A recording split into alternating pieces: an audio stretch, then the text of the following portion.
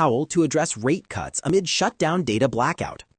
Federal Reserve Chair Jerome Powell's highly anticipated address at the National Association for Business Economics meeting in Philadelphia on Tuesday could provide critical insights into the central bank's next moves on monetary policy, as markets overwhelmingly expect signals of continued rate cuts amid economic uncertainty and a prolonged government shutdown.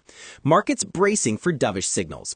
Powell's speech, scheduled for 12:20 p.m. ET on Tuesday, October 14th, comes at a pivotal moment for financial markets, following the Fed's September rate cut that brought the federal funds rate to 4.00% to 4.25%, futures markets are pricing in a 97.8% probability of another 25 basis point reduction at the Fed's October 28-29 meeting.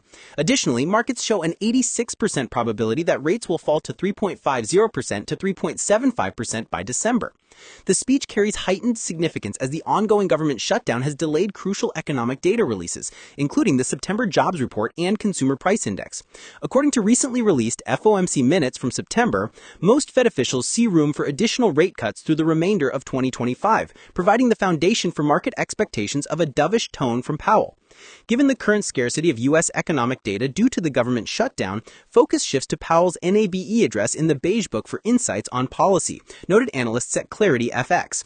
The data blackout has forced the Fed to rely more heavily on private sector information and makes Powell's commentary even more critical for providing market direction. Economic crossroads amid shutdown disruption. The Fed finds itself navigating conflicting economic signals as unemployment has risen to 4.3%, while inflation remains somewhat elevated above the 2% target. Recent Philadelphia Fed President Anna Paulson emphasized on Monday that rising risks to the job market argue for more interest rate cuts, while noting that trade tariffs appear unlikely to push up inflation as much as previously expected.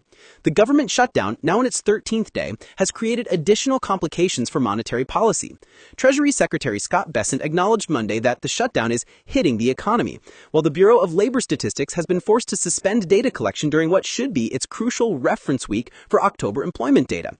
Major banks including JP Morgan Chase, Goldman Sachs, Citigroup, and Wells Fargo are set to report third-quarter earnings Tuesday morning, providing another layer of economic insight as investors assess corporate health amid changing monetary conditions.